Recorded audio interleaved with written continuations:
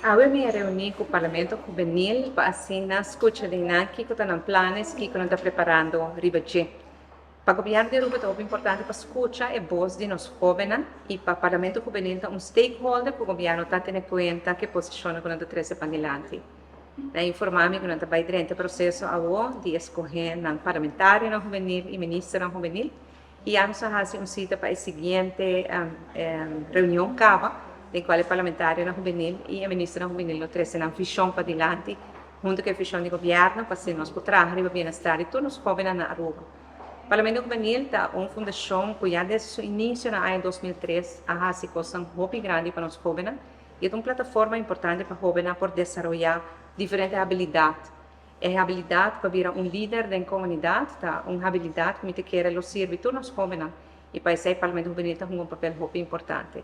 Me agradeço ao Parlamento Juvenil para a reunião, para esse ponto para importante desde a perspectiva de jovem. Mas com o 27 lo qual o nosso compromisso está preparar o país aqui para os jovens por tomar over, maneira que não bloquear país para viver dentro.